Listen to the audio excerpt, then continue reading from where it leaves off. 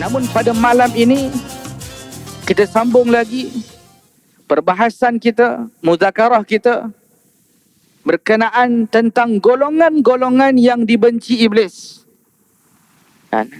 Saya ingat pada kuliah kita yang telah lalu, kita sudah bahas beberapa golongan yang dibenci iblis. Semuanya ada 15, tapi tak silap saya kita baru bahas 6 ataupun ke-7. Bismillahirrahmanirrahim. Alhamdulillahi Rabbil Alamin. Wa afdalus salati wa atammut taslim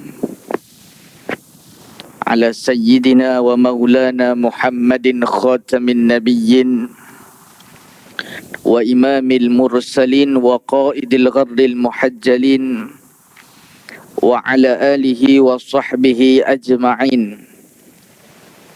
Ashhadu an la ilaha illallah wahdahu la syarika lah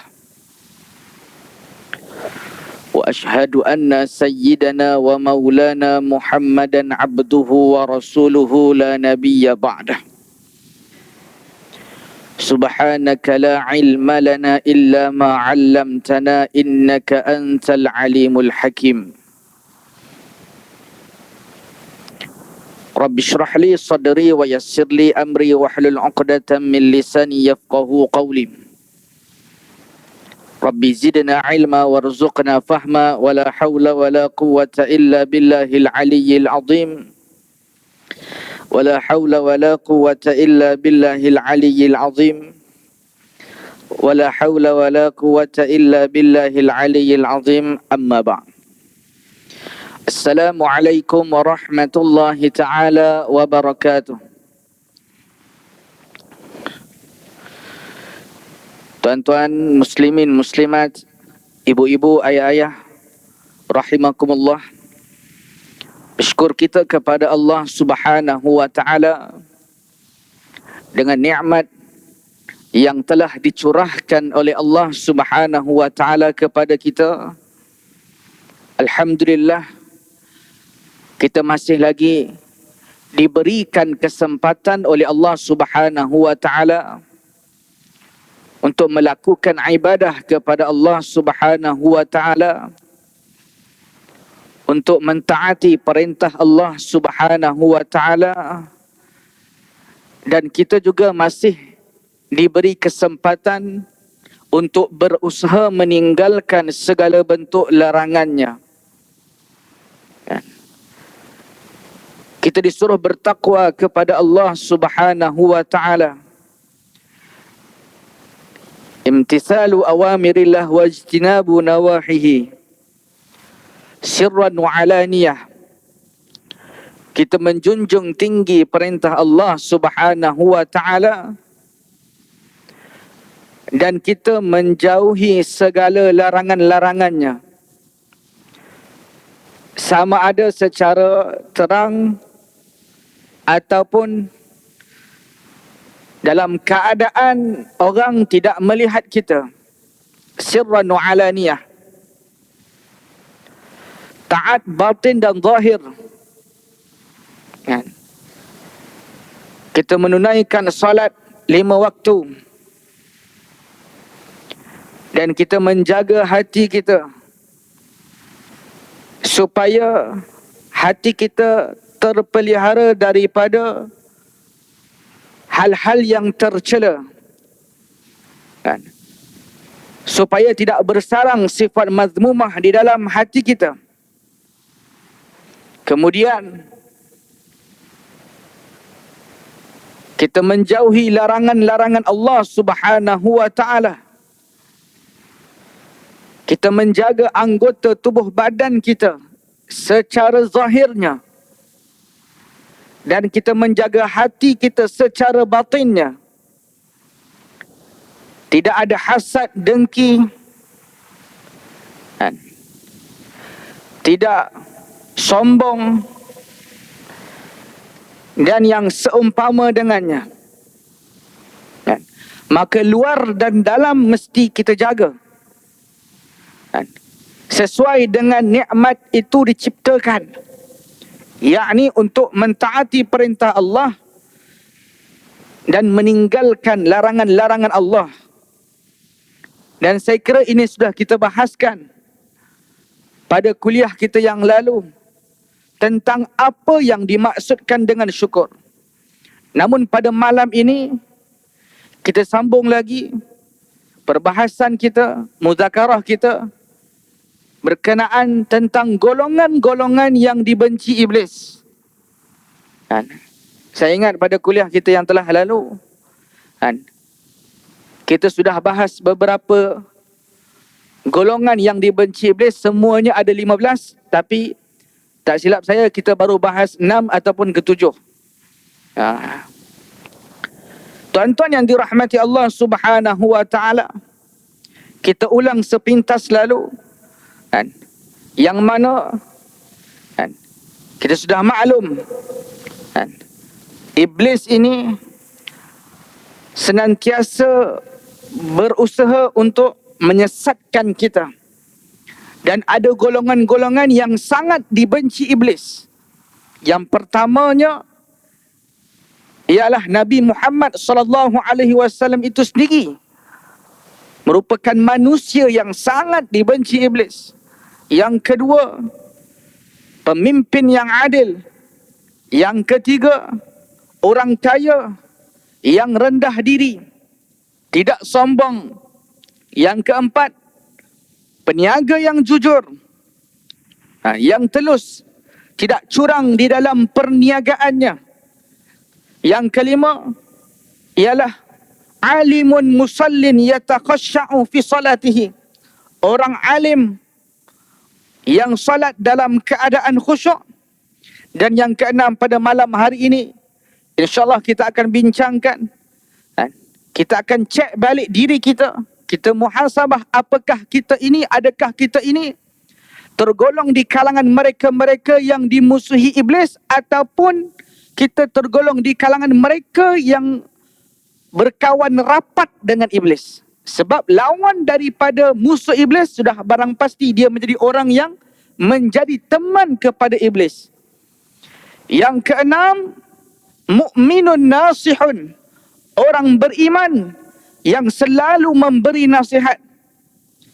Tuan-tuan yang dirahmati Allah Subhanahu wa taala, kita sudah maklum daripada hadis Nabi sallallahu alaihi wasallam yang mana ad-dinun nasihah, agama itu adalah nasihat.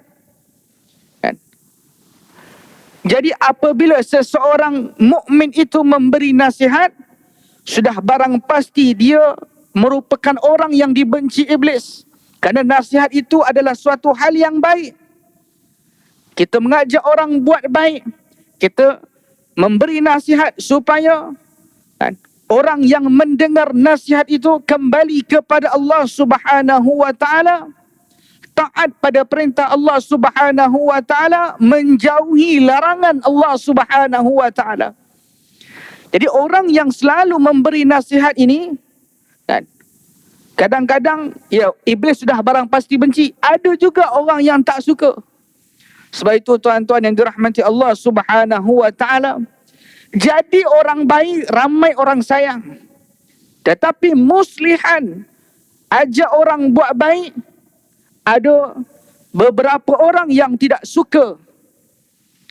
Nabi SAW, tuan-tuan, kan, kalau kita baca kitab-kitab sirah, kan, ataupun kita ambil ringkasan Khulasah Nuril Yaqin, kan, bagaimana diceritakan Nabi kita Maulana Rasulullah sallallahu alaihi wasallam sebelum Nabi menyebarkan dakwah Islamiah, mengajak penduduk Makkah supaya mentauhidkan Allah Subhanahu wa taala. Maka ramai, sebelum itu ramai yang sayang kepada Nabi sallallahu alaihi wasallam, termasuk Abu Jahal, Abu Lahab. Sehingga diceritakan, disebutkan, mereka tidak memanggil Muhammad dengan Muhammad, tetapi mereka memanggil gelaran yang baik yang disandang oleh Nabi kita Maulana Rasulullah sallallahu alaihi wasallam. Kalau Nabi keluar daripada rumah, tidak disebut kharaja Muhammad min baitihi, tidak. disebut kharaja sadiqul amin, telah keluarlah as-sadiq al-amin, orang yang benar, yang jujur, yang terpercaya. Beginilah kecintaan penduduk Makkah kepada Nabi SAW. Kan?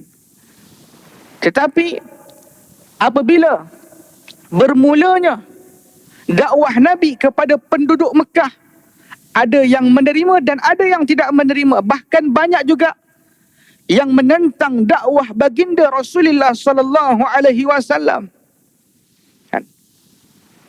Ada yang melumurkan najis, ada yang membaling batu. Ini ujian yang dilalui oleh baginda Rasulullah SAW. Nabi memberi nasihat, Nabi mengajak orang supaya mentauhidkan Allah Subhanahu wa taala. Maka boleh kira sebilangan besar pada ketika itu tidak menerima. Bahkan mereka menentang baginda Rasulullah SAW. Lagi-lagi apabila sudah kewafatan Abu Talib, pamannya Nabi SAW, dan isteri tercinta Nabiyina Al-Mustafa, yaitu Sayyidatina Khadijah binti Khuwailid radhiyallahu anha, yang menjadi tulang belakang baginda Rasulullah SAW. Apabila Abu Talib dan Sayyidatina Khadijah ini meninggal, makin berani kaum Quraisy musyrikin untuk menentang baginda Rasulullah SAW. Sehingga Nabi SAW diperintahkan oleh Allah Subhanahu wa taala untuk kaum muslimin pada ketika itu berhijrah ke Yathrib, yakni Al-Madinah Al-Munawwarah. Tuan-tuan yang dirahmati Allah Subhanahu wa taala. Ini perjalanan kehidupan baginda Rasulullah SAW. Ada kaitan dengan mukminun nasihun, iaitu golongan mukmin yang tidak putus, yang selalu memberi nasihat. Tuan-tuan yang dirahmati Allah Subhanahu wa taala, jangan sesekali kita merasa rugi apabila kita mengajak orang melakukan kebaikan. Kadang-kadang kita rasa takut, aku nak ajak orang buat baik tapi aku belum baik. Maka disebutkan di dalam kitab Ad-Da'watu Tammatu wa Tadhkiratul Ammah, kalau tak salah saya, yang disusun oleh Al-Imam Al-Habib Abdullah bin Alawi Al-Haddad. Diceritakan, maksudnya diberitahu oleh Al-Imam Al-Habib Abdullah bin Alawi Al-Haddad, jangan sesekali kita merasa sedih. Yakni jangan sesekali kita berputus asa. Kita ajak orang buat baik dalam keadaan kita takut kita belum jadi baik, tetapi nak ajak orang buat baik. Jangan takut, jangan bimbang, teruskan ajak orang buat baik. Dan kita mesti sedaya upaya untuk melakukan apa yang sudah kita beritahukan kepada orang, apa yang sudah kita nasihatkan kepada orang. Maka itu terlebih baik daripada berdiam diri, tak buat apa-apa, tak ajak orang buat baik. Ini kata Al-Imam, kesimpulan daripada kalam Al-Imam Al-Habib Abdullah bin Alawi Al-Haddad dalam kitab Ad-Da'watu Tammatu wa Tadhkiratul Ammah. Tuan-tuan yang dirahmati Allah Subhanahu wa taala, tidak rugi orang-orang yang mengajak orang lain melakukan kebaikan. Ad-dallu ala khairi kafa'ilih, menunjuki, mandalla ala khairin kafa'ilih, orang yang menunjuki seseorang yang lain di atas kebaikan seolah-olah dia melakukan kebaikan tersebut. Bahkan pahalanya tidak dikurangkan sama sekali oleh Allah Subhanahu wa taala. Pahala orang yang menerima ajakan kita untuk melakukan kebaikan tidak dikurangkan sama sekali oleh Allah Subhanahu wa taala, dan kita yang mengajak orang melakukan kebaikan turut diberi pahala oleh Allah Subhanahu wa taala. Ini menunjuki akan sifat kedermawanannya Allah Subhanahu wa taala, sifat ar-rahimnya Allah Subhanahu wa taala. Cuma kita dah tuan-tuan yang dirahmati Allah Subhanahu wa taala. Baik. Itu yang keenam. Maka syaitan sangat benci, iblis sangat benci. Yang seterusnya, yang ketujuh, ialah mukminun rahim, yakni orang yang beriman yang menghubungkan silaturrahim. Tuan-tuan yang dirahmati Allah Subhanahu wa taala, maka syaitan sangat membenci orang yang menghubungkan silaturrahim. Tuan-tuan, ni musim raya lagi tuan-tuan. Ada ramai yang balik kampung, ada yang balik belah utara, pantai timur dan sebagainya. Alhamdulillah. Kan? Ini suatu adat yang boleh, kalau diniat yang benar, jadi ibadat. Kan? Kita pergi ke rumah saudara-saudara, rumah kawan-kawan nak beraya, mana kita menghubungkan silaturahim. Kan? Tuan-tuan yang dirahmati Allah Subhanahu wa taala. Kan? Jadi orang yang menghubungkan silaturahim, kan, orang ini sangat dicintai Allah Subhanahu wa taala. Kerana dia menyebarkan kasih sayang, kan, menyebarkan kebaikan. Kan? Orang yang menghubungkan kasih sayang ini, dia akan dicintai oleh Allah Subhanahu wa taala. Tetapi orang yang memutuskan hubungan silaturahmi, kan, lagi-lagi orang yang memutuskan hubungan tali persaudaraan, orang ini cukup dibenci. Kan? Bahkan Nabi SAW cukup tidak suka orang yang memutuskan silaturahim. Kan? Hatta Nabi mengajarkan kepada kita tentang adab. Kan? Dalam mafhum sabdaan Rasulullah SAW. Kan? Sehingga Nabi menyebutkan laisa minna man lam ya'lam. Kan? Sehingga Nabi menyebutkan bukan di kalangan kami orang-orang muda yang tidak tahu menghormati orang yang lebih tua daripadanya, dan orang tua yang tidak tahu mengasihani orang yang lebih muda daripadanya. Ini adab yang diajarkan oleh Rasulullah SAW. Maka kita sebagai orang muda, ada yang lebih tua daripada kita, hormati orang tua, sayangi, kasihi yang muda. Bukankah Nabi SAW mengajarkan kita tentang kasih sayang? Kan? Orang yang berkasih sayang di bumi, dia akan dicintai oleh penduduk langit. Kan? Ini tuan-tuan yang dirahmati Allah Subhanahu wa taala. Hari ini kita ketandusan kasih sayang. Hari ini ramai orang yang bergaduh sehingga, kan, tak mengaku darah daging sendiri. Abang tak mengaku adik, adik tak mengaku abang. Tak kenal saudara mara kita. Kenapa? Kerana kita sudah disibukkan dengan keduniaan. Kita sudah disibukkan dengan gadget. Kan? Sehingga kita lupa untuk mempereratkan silaturahim sesama kita. Kan? Kadang-kadang berjiran, kita tak kenal jiran kita. Orang sebelah rumah kita, kita tak tahu sebab tak pernah tegur, tak pernah bersapa. Ini tuan-tuan yang dirahmati Allah Subhanahu wa taala. Jadi sebab itu tuan-tuan, disebutkan dalam mafhum sabdaan Rasulullah SAW, di antara golongan yang tidak diterima doanya ialah qati'ur rahim, ialah orang yang memutuskan silaturahim. Kan? Orang yang memutuskan silaturahim, doanya sama sekali tidak diterima oleh Allah Subhanahu wa taala. Hajatnya tidak akan diperkenankan oleh Allah Subhanahu wa taala.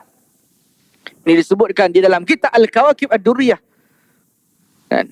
Jadi tuan-tuan yang dirahmati Allah Subhanahu wa taala, kadang-kadang kita berdoa, sepenuh hati kita berdoa kepada Allah Subhanahu wa taala, tapi Allah Taala tak bagi, Allah Taala tak makbulkan apa yang kita hajatkan, apa yang kita minta. Sebab apa? Ada benda silap yang kita buat, iaitu qati'ur rahim. Na'udzubillahi min zalik. Kan?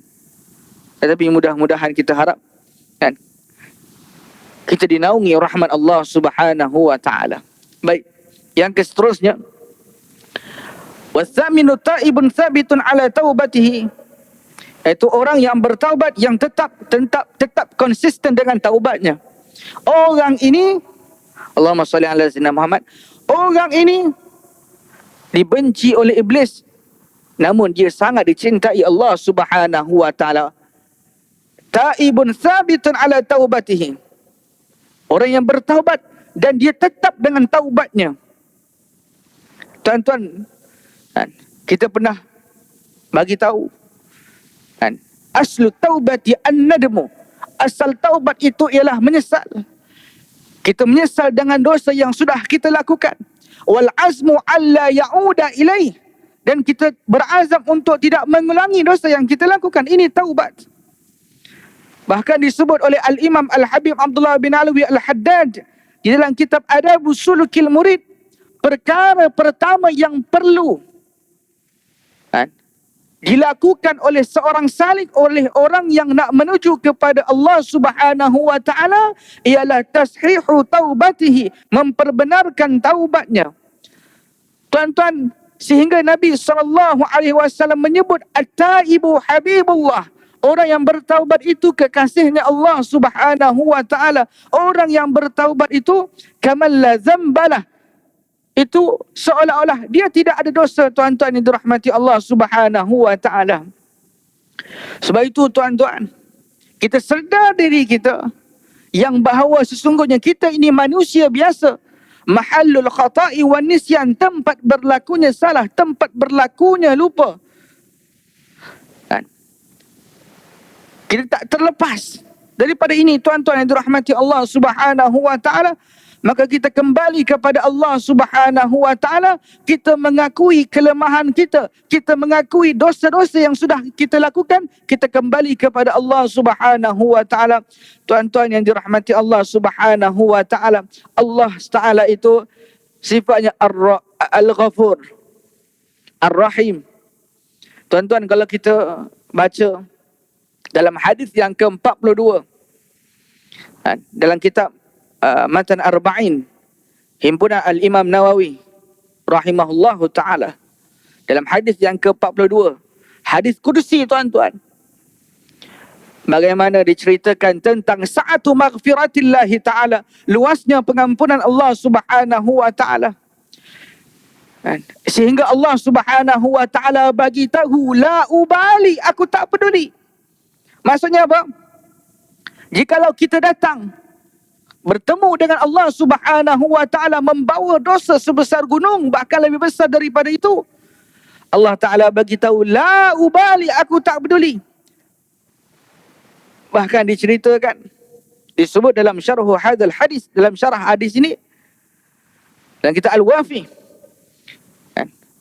Sehingga maksud la ubali di sini, dosa yang dianggap besar oleh si pelaku dosa pada sisi Allah Subhanahu wa ta'ala aqallu minadh dzarrah, itu terlebih kecil daripada kuman, lebih kecil daripada atom zarrah, kuman kecil, biji sawi lebih kecil daripada itu.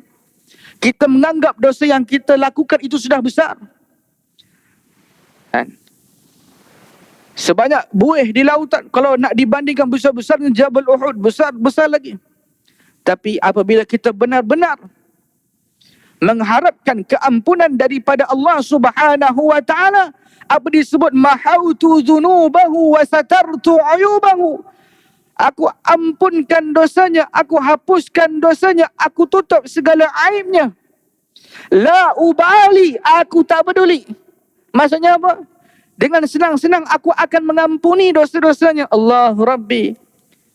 Sebab itu tuan-tuan yang dirahmati Allah Subhanahu wa ta'ala, maka wajib ke atas kita di saat kita melakukan dosa, cepat-cepat kita minta ampun kepada Allah Subhanahu wa ta'ala. Dan orang yang tetap dengan taubatnya, orang ini dia dibenci iblis, tetapi dia sangat dicintai oleh Allah Subhanahu wa ta'ala. Kamal la zambalahu, seolah-olah dia tidak ada dosa, tuan-tuan yang dirahmati Allah Subhanahu wa ta'ala. Tuan-tuan yang dirahmati Allah Subhanahu wa ta'ala, sebab itu kita senantiasa memperbaharui taubat kita. Nak kira dosa kita, kan, sangat banyak, sehingga disebut dalam risalah Al-Qushairiyah, kan, taubat orang awam itu ialah taubat daripada dosa besar, dosa kecil yang dilakukan. Adapun taubat orang khawas, orang yang ahlullah, orang yang arif billah, ialah taubat di saat dia lupa kepada Allah Subhanahu wa ta'ala. Dia lupa akan kebesaran Allah Subhanahu wa ta'ala. Yang malangnya apabila seseorang itu terus menerus melakukan dosa tetapi dia tidak diberi kesempatan untuk bertaubat, bahkan dia berbangga dengan dosa yang dia lakukan. Tuan-tuan yang dirahmati Allah. Baik, yang seterusnya ialah yang keseterusnya yang kesembilan, mutawarri'un 'anil haram, iaitu orang yang memelihara diri daripada melakukan hal-hal yang diharamkan oleh Allah Subhanahu wa taala. Wara'. Orang yang wara'. Apa itu wara'? Hifdzun nafsi 'anil muharramat. Memelihara diri daripada hal-hal yang diharamkan. Ini wara'. Tuan-tuan yang dirahmati Allah Subhanahu wa taala. Kita tidak melakukan hal-hal yang diharamkan oleh Allah, bahkan kita tidak melakukan perkara yang menyebabkan terjatuhnya kita ini dalam hal-hal yang diharamkan oleh Allah Subhanahu wa taala. Kita tak buat benda haram dan kita menjauhi benda-benda yang menyebabkan, benda-benda yang boleh menyebabkan kita terjerumus ke dalam larangan Allah Subhanahu wa taala. Berkenaan tentang wara' ini memang Allah Ta'ala sebut dalam Al-Quranil Karim, dalam ayat yang selalu kita dengar, la taqrabuz zina, jangan kamu menghampiri zina. Ini wara'.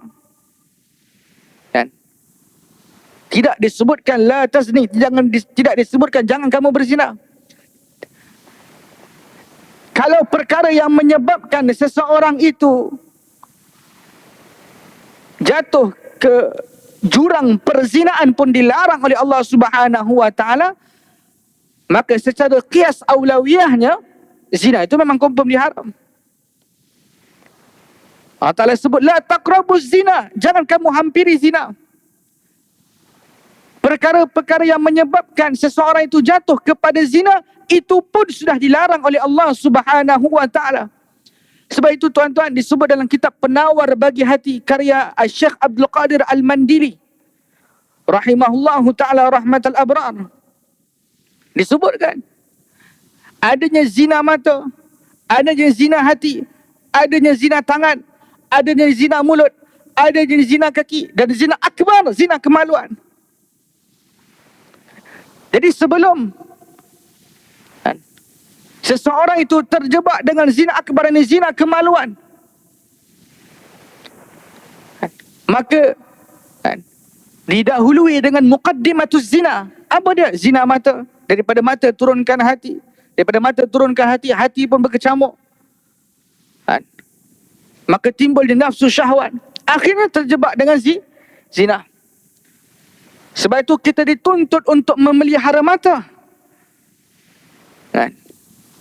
Kerana dengan pandangan mata itu boleh jadi seseorang itu jatuh ke lembah zina. Tuan-tuan yang dirahmati Allah Subhanahu wa taala, maka orang yang memelihara dirinya daripada hal-hal yang diharamkan oleh Allah Subhanahu wa taala ini, insya-Allah taala dia tidak akan terjebak dengan maksiat, dia tidak akan terjebak dengan dosa-dosa besar. Tuan-tuan yang dirahmati Allah Subhanahu wa taala, untuk dapatkan hal ini, kita pernah dengar tuan-tuan hadis Jibril. Apa yang dimaksudkan dengan ihsan? Maka Nabi sebut, an ta'budallah ka'annaka tarah fa illam takun tarah fa innahu yarak. Apa yang disebut oleh baginda Rasulullah sallallahu alaihi wasallam mengenai ihsan, kita beribadah kepada Allah Subhanahu wa taala, an ta'budallah ka'annaka tarah, seolah-olah kita melihat Allah Subhanahu wa taala. Ini dipanggil maqam al-musyahadah, penyaksian. Kalau kita tak mampu untuk berbuat hal yang demikian, yakinlah bahawa sesungguhnya Allah Subhanahu wa taala senantiasa memerhati segala gerak-geri kita. Ini dipanggil maqam al-muraqabah. Kita merasakan yang bahawa sesungguhnya kita ini diintai oleh Allah Subhanahu wa taala, dan memang hal ini berlaku. Tuan-tuan, seperti mana yang kita bagi tahu dalam kuliah kita yang lalu, seumpama kita duduk di dalam dewan peperiksaan, akan ada pengawas yang mengawal dewan peperiksaan. Dia tengok satu-satu. Kok ada yang meniru, kok ada yang bawa apa? Kan? Bawa apa-apa sajalah untuk meniru. Bawa toyol. Bawa toyol. Kan? Jadi orang yang, jadi kita rasa takut nak meniru, takut. Kan? Kalau kantoi ketahuan, dihalau keluar dari Dewan Peperiksaan. Bagaimana hubungan kita dengan Allah Subhanahu wa taala? Bagaimana? Kan? Dalam kehidupan seharian kita, kalau kita merasakan yang bahawa sesungguhnya kita berada di dalam pengawasan Allah Subhanahu wa taala, mana mungkin kita melakukan hal yang dilarang oleh Allah Subhanahu wa taala. Ini wara, hifz nafsi anil muharramat. Sebab itu tuan-tuan, kita jaga baik diri kita, ahli keluarga kita. Wal ashiru, yang ke-10, mu'minun yudawim ala taharati. Orang beriman yang senantiasa berada dalam keadaan bersuci. Ini juga orang yang dibenci iblis. Tuan-tuan yang dirahmati Allah Subhanahu wa taala, syaitan, iblis ni tak suka orang yang bersuci. Kan? Sebab tak ada titik dia nak goda. Ada pun tapi tipis. Kan? Tapi bagi orang perempuan, dia kadang-kadang kita nak nafikan ada uzur ABC, Allah Taala bagi cuti, maka teruskan berzikir. Berzikir. Oleh nak macam mana? Kan? Orang laki-laki, jangan biarkan kita berada dalam keadaan berhadas seboleh-bolehnya. Hatta disebutkan di dalam kitab Ta'limul Muta'allim karya Asy-Syaikh Zarnuji rahimahullahu taala, di antara adab yang sangat dituntut bagi penuntut ilmu itu ialah dia mesti berada dalam keadaan bersuci di saat menuntut ilmu. Dalam keadaan berwuduk. Kan? Suci hadas kecil, hadas besar. Dan taharah ini, bab taharah ini merupakan bab yang tersangat penting, bahkan fardu ain untuk kita mengetahuinya. Sebab nak semayang, pastikan dalam tubuh badan kita, pakaian kita, tempat kita suci. Bagaimana orang yang berada dalam keadaan bernajis, dia solat 5 waktu, sudah barang pasti solatnya tidak diterima oleh Allah Subhanahu wa taala. Sebab itu kalau kita buka dalam kitab mana-mana kitab mazhab Syafi'i, kitab fiqh mazhab Syafi'i, kebanyakannya al-awwal, bab yang pertama didahulukan oleh para ulama, sama ada ulama mutakaddimin ataupun ulama mutaakhirin, ialah bab taharah, bab suci. Bab suci.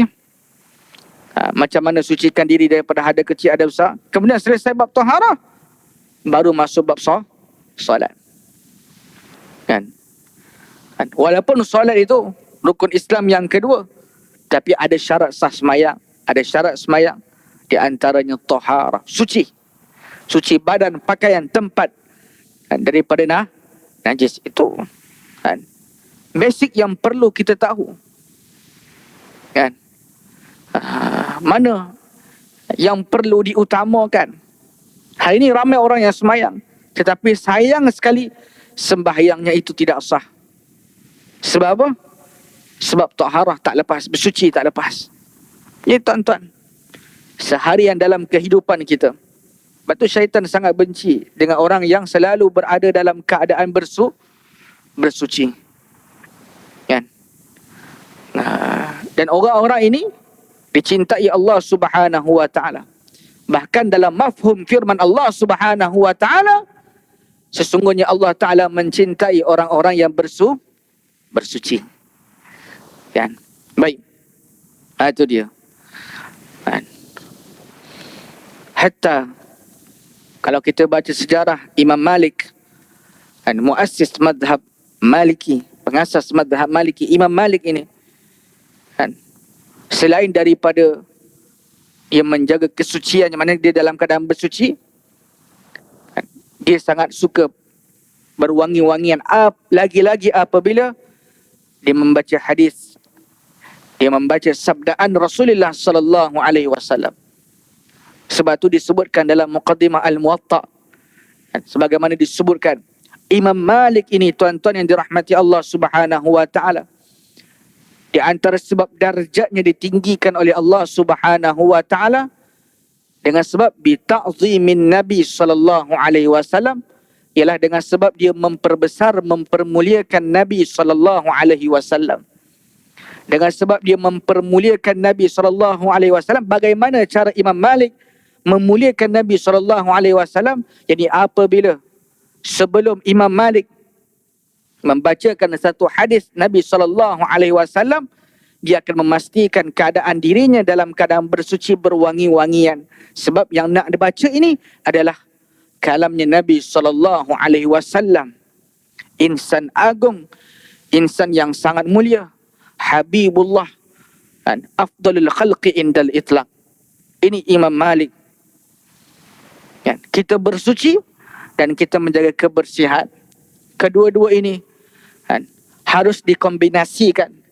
Kan? Bersuci dan menjaga kebersihan. Karena inilah yang dituntut oleh baginda Rasul sallallahu alaihi wasallam. Bahkan Allah Ta'ala itu Al-Jamil, yuhibbul jamal. Allah Ta'ala mencintai yang cantik-cantik. Dan tuan-tuan yang dirahmati Allah Subhanahu wa Ta'ala. Wal hadi asyara, yang ke-11-nya, kan, di antara orang yang dibenci iblis ialah mukminun katsirus sadaqah. Mukminun katsirus sadaqah, orang beriman yang banyak sedekah. Tuan-tuan yang dirahmati Allah Subhanahu wa Ta'ala, bila kita cerita tentang sedekah ni, banyak kelebihannya. Kan? Banyak kelebihannya. Kan? Dan sedekah ini di antara sebab tertolaknya bala daripada Allah Subhanahu wa Ta'ala. Jadi tuan-tuan yang dirahmati Allah, bahkan disebutkan dalam sabdaan Rasulullah sallallahu alaihi wasallam, ma naqasat sadaqatun min malin. Sedekah itu sama sekali tidak akan mengurangkan harta kita. Nah, sebab itu ada anjuran daripada guru-guru kita, sedekah subuh. Kan? Sedekah subuh. Tiap-tiap hari pergi masjid, masuk RM1 dalam tabung masjid. Ni di antara anjuran yang baik.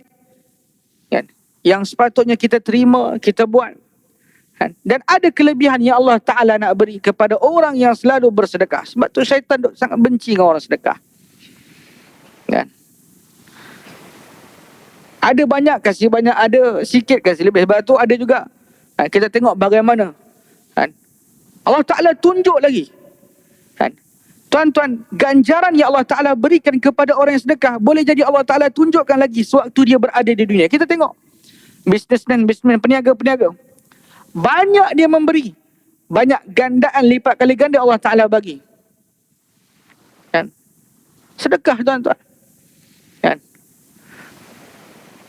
Sebab tu kalau kita tengok, kan, ada seorang diwawancara, kan, dia ni orang panggil businessman yang maju, kan, yang masyhur, selalu juga kita dengar nama syarikat dia.